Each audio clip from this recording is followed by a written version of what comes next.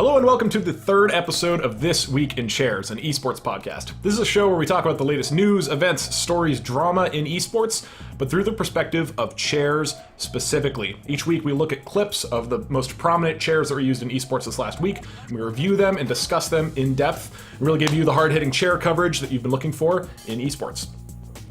As always, my name is Doug Reed, and I'm joined by my co-host Jack Cambu. Of course. And if you're a first-time watcher, which is not the case, I assume, remember the point of this podcast. I can't imagine that somebody is joining on the third episode. Like, this is what's breaking them into it. The point of this podcast is to get a sponsorship for Maxnomic and get 2 free chairs for our apartment. That is the only goal. That's about it. So if you enjoy what we're doing, if you appreciate the kind of chair-based coverage that we're offering, please reach out to Maxnomic, let them know what we're doing, and really let them know that we deserve to be the paragons for their product. Yeah. Really evangelize them. Tweet, Facebook, email, write in, call in, whatever you can do, get us these chairs. Fax them, use archaic technology. Telegraph on occasion. Yeah. So it's a great show, and let's get into the bread and butter, which is the chair review section. So we're going to look at the most prominent chair clips from throughout this last week, and we're going to start off with Dota. So currently going on this weekend is the Boston Major. This is a major Dota event. Majors are basically the huge tournaments outside of the international. So you got all these 8 invited teams, 8 qualified teams, this huge event coming together. And as they kind of start out the show, they put together all these clips of fun things with player interviews and different pieces like that. We can see the desk host here kind of setting it up. This is the beginning of the show. And in a minute here, we're going to jump into their segment where they interview the players and talk about the chairs right there. So I think it'll be any second now. Excellent. All right. Well done, Douglas. So, impeccable timing. So let's talk about these chairs. What's your first impression of these sort of dumpy marshmallow cupcakes? Dumpy marshmallow cupcakes is a very good way of putting it. These kind of look like the chairs that you would expect to see outside of a restaurant, right? Kind of like a waiting room area chair. Yeah. They look terrible. That's the simplest way of putting it. They look terrible. You know that somebody was like, oh no, they're a great price. They're totally matching the decor of what we're going for. They match the decor. That's the thing. If you look at this scene, this is excellent. This comes together perfectly. The things in the background. This, what is that metal thing? It's like a terrible 1970s Swedish aesthetic. It's so bad. But so, okay. What I like about these, or not like, but want to point out, is that the seat part are these giant blocks, right? And then the actual totally distinguished from the back. The back part is totally different, but really short, so you can't lean back into it at all. No, right? It's like a mid-thoracic spine kind of thing going on. Yeah. So 90% of the chair is just the seat, and that's only half the function of a chair typically. You need the seat for it to qualify as a chair and be usable, but it's pretty important you have a back for people to sit on. Well, and the comparison I would make is it's like if you made a bike, right?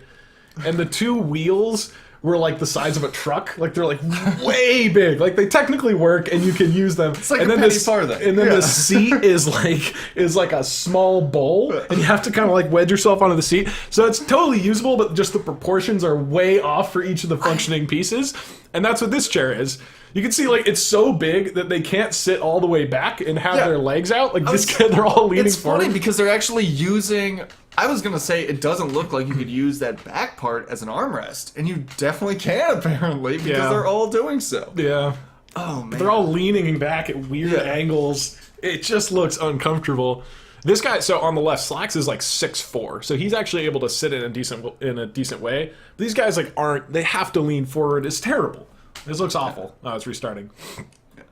These chairs are also not great. You can't see them. Nah, I can from that little sliver of black. There's a chair there. All right, so with these, I think the positives are that they swivel, and that's really nice. I like the movement there. Matches the aesthetic of the room, even if the aesthetic of the room is ancient and should not be something that you're going for anymore. Yeah, it doesn't fit into esports at all, I don't think. But if you were running one of those TV programs where they sell old jewelry, this is perfect QVC material. Yeah. Like, oh, and like, let's just talk about the room real quick too. What are these stones in the back? Like, who has just posters of wet stones placed up in any room that they own?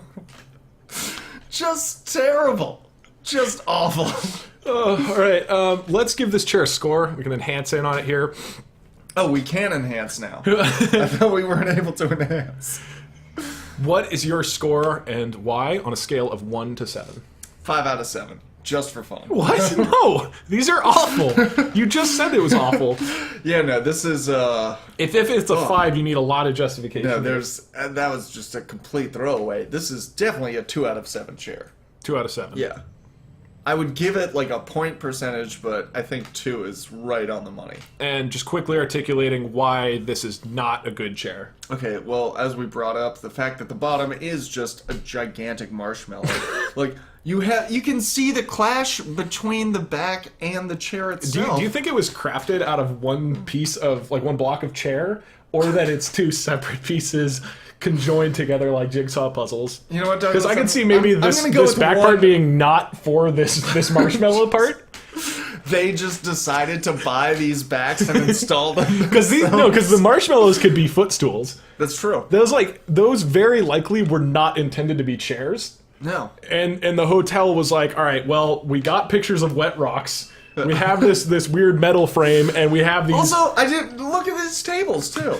Like they've got this the dumb angle. little. It's like a kink in them. Tetris block. For no reason. Yeah, it's the Tetris block that everybody hates. It's modern and cool. It's a modern throwback to ancient Swedish, like IKEA aesthetics. 1973, ancient Sweden.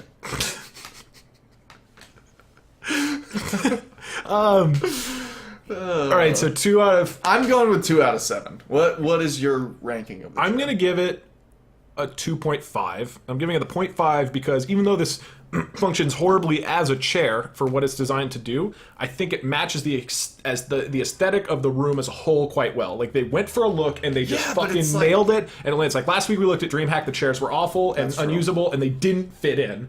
And these are awful and unusable, but they fit in. But like at the same time, like they fit in with the floor. They fit in with the wet rocks. And it's like a shitty room, though. Like, so that has to detract from it, right? Like, that's but the chairs are part of the room.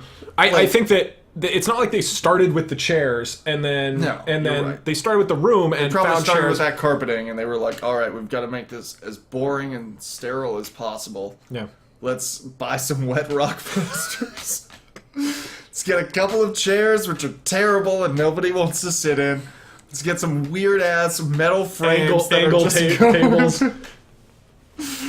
Okay, you're a lawyer. For our first time viewers, Jack is a practicing attorney that deals with chair-based cases. I feel like this is a legally very safe chair. That is incredibly structured. That I will agree with because it is very clearly structurally sound. Yeah.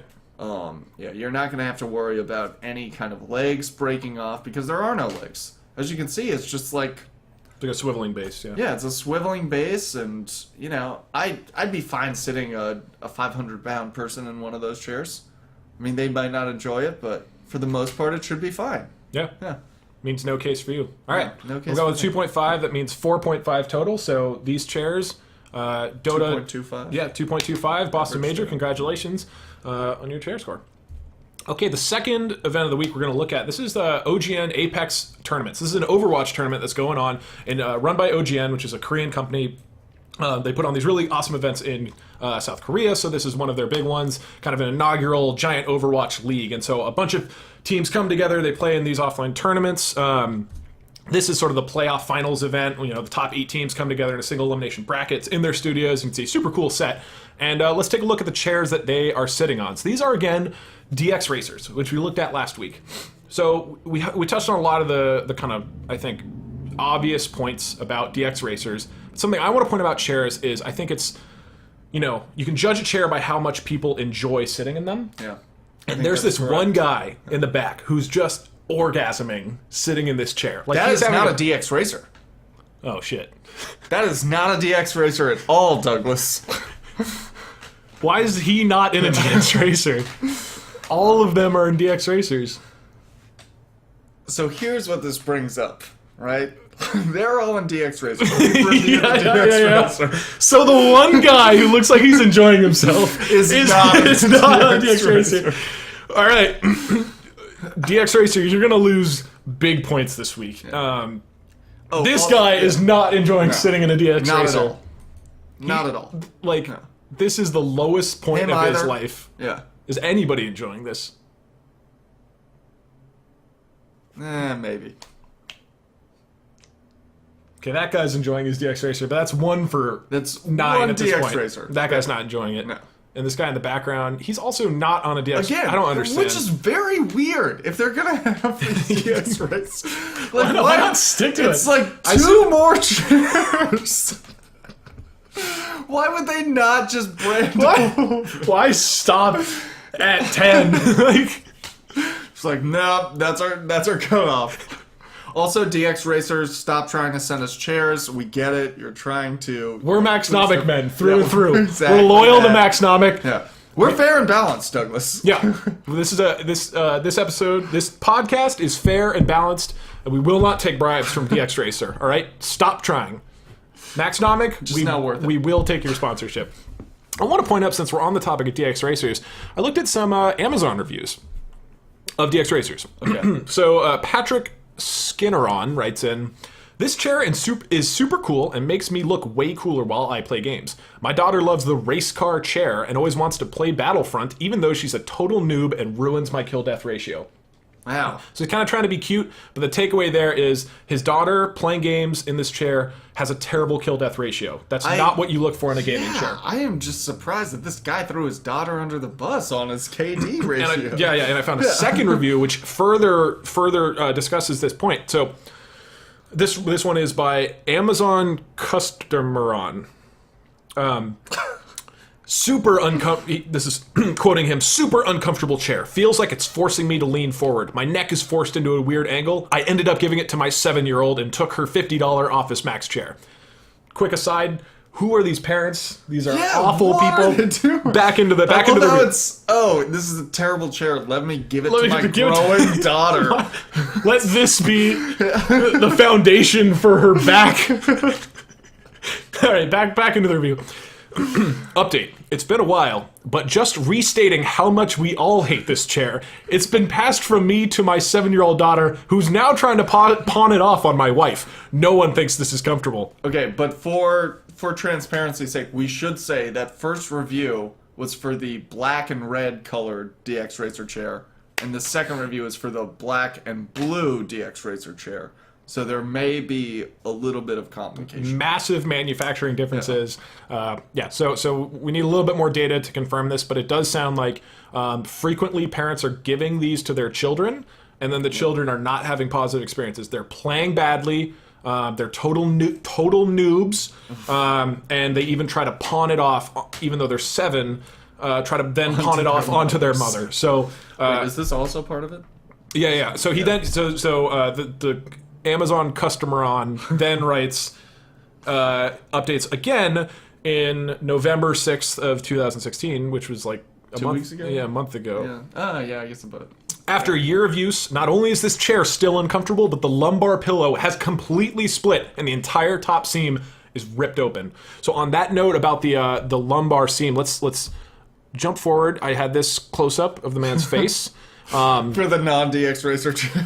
For the non-DX Racer chair. Again, this is emblematic of the kind of enjoyment you can experience as a human being, as an adult man, if you sit in a non-DX Racer chair. And now let's look at the lumbar pillow, so you can see it there. I do really like... That is not the lumbar pillow. That is the lumbar pillow. That's what a lumbar pillow is, right? No, a lumbar pillow is your lowest... The lumbar spine is the lowest part of your back. Learn something new every day. Could have saved that for chair trivia.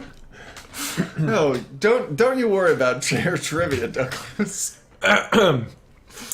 Well, anyway, that's a pillow. That's a pillow. That's a pillow. So let's review the DX Racers. Last week we reviewed DX Racers MLG branding at the Gears of War event. This week reviewing it again as part of OGN Overwatch tournament. Last week it got a 5. What is your rating this week? You know, Doug, after reading Amazon Customeron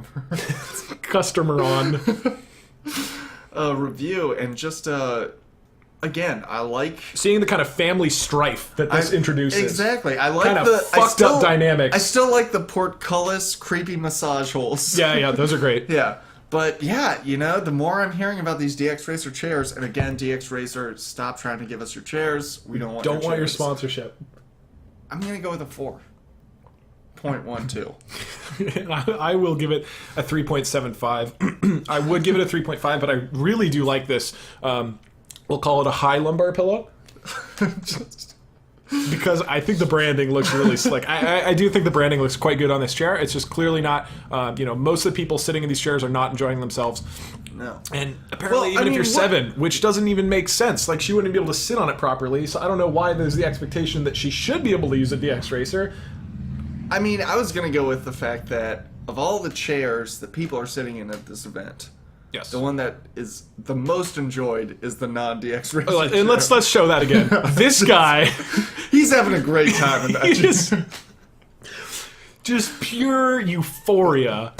And yeah, DX did not contribute anything to that smile, to that emotion. Not at all. All it did was contribute anxiety, pain, stress to everybody else at that tournament. Yeah.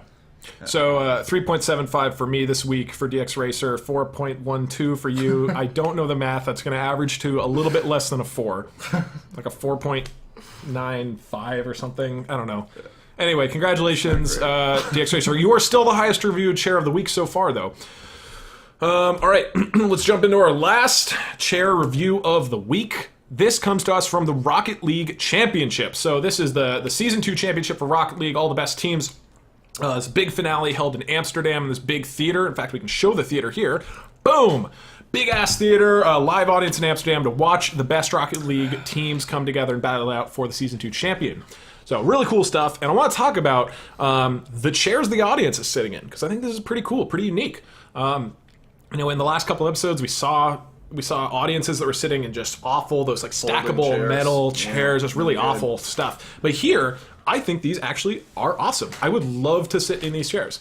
I think that they look comfortable, and part of the argument I want to make for why I think they are probably so comfortable is that the variety of positions that people are in, that they're sitting in, it's like all over the place. There's people leaning forward and leaning back. There's like legs up. People are stepping all over the place. It looks like, if you're hanging out with your friends, the type of environment that you would have. So this looks, to me, just very enjoyable. Yeah, I mean, I would say very clearly they're in a theater. Obviously, theater seats are going to be created in such a way to really emphasize being comfy, being able to fall asleep, maybe getting an over-the-pants hand job from your girlfriend. Which is a fact, people. It happens at movie theaters, believe it or not. So you're saying during this esports event, you feel like chairs will support getting a hand job? I think it would, and isn't that what really everybody wants at an esports event? In esports. It's an over-the-pants hand job.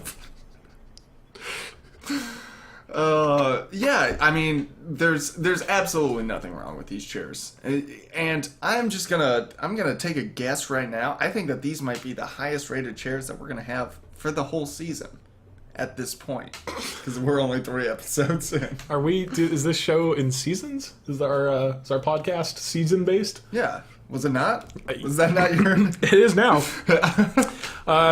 Yeah, so I love these. I think it's a great look. I love the idea of a theater. I think they look super comfortable. The aesthetic's great. The sex appeal is clearly great. Oh, yeah.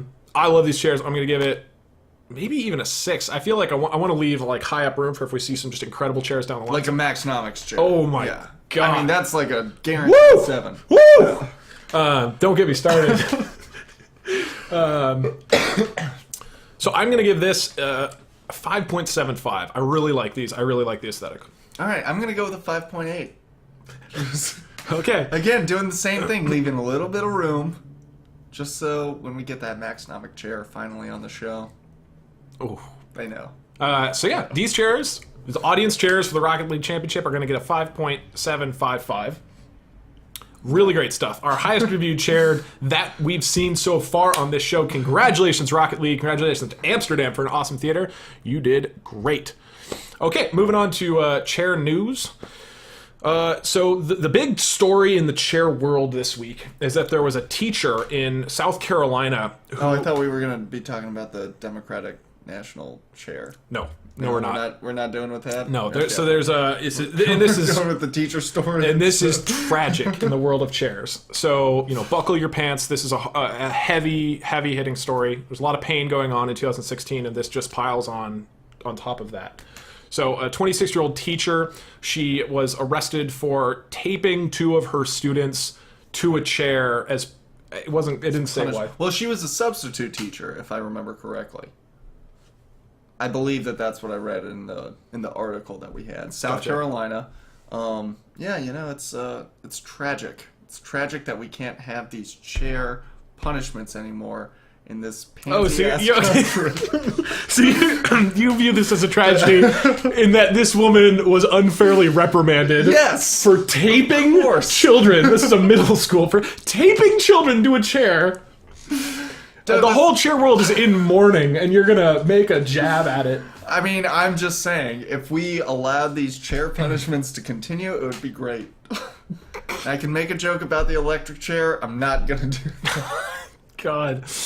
Anyway, our heart goes out to the children who were the teacher who were unfairly taped and or arrested for doing that.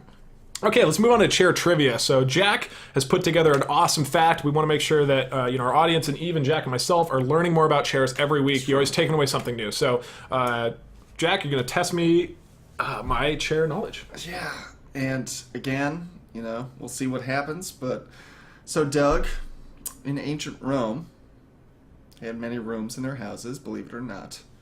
One of these rooms was used for socializing and eating, and was named, actually, for the Latin term for a chaise lounge.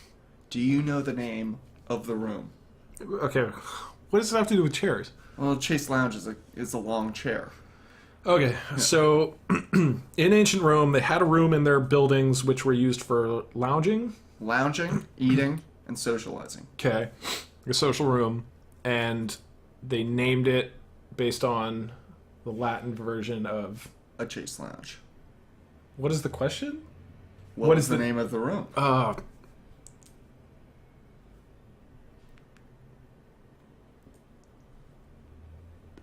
give you a hint. I'm trying to think back to my Western history class I took in middle school. I will give you a hint. The room is named because there would be 3 of these types of chairs in that room. I've got it. The printing press. And Gutenberg raises his ugly head again. No, let me. I don't know. Caesar's Palace. It's pretty close. Name of the room is the triclinium. Which means the room with 3 reclining chairs in it. Not a joke. Completely real. Okay, so look it up in your Latin textbooks, people. So, just to make sure I take this knowledge away and it really absorbs that I'm like a chair sponge, the triclinium is the Latin word for the ancient Roman. Nothing too obscure for chair trivia here on our show. Man, that is going to do it with that piece of knowledge about the triclinium. Thank you so much for watching. If you watch this whole thing, if you enjoy what we're doing or hate it, whichever, feel free to write into us. We just made an email address, thisweekinchairs@gmail.com. We tried to get an AOL account. They're not having it anymore. Yeah, we could not make an AOL account. So if you, if you have suggestions for chairs to look at, just have questions. We are chair experts, I would say. So, if you have any outstanding questions or thoughts or concerns about chairs that you want to hit us with, please send to that email. Other than that, tweet at Maxnomic. Let them know what we're doing. Let them know we deserve a sponsorship. Because we really do. Let's just one more time display what Jack sits on. Yeah, it's not great, people. It's really, really not great. It's really creaky. We could review this someday. Yeah. But anyway, we'll see. That's it for episode 3. Thank you so much for watching. We'll see you again next week. Thanks.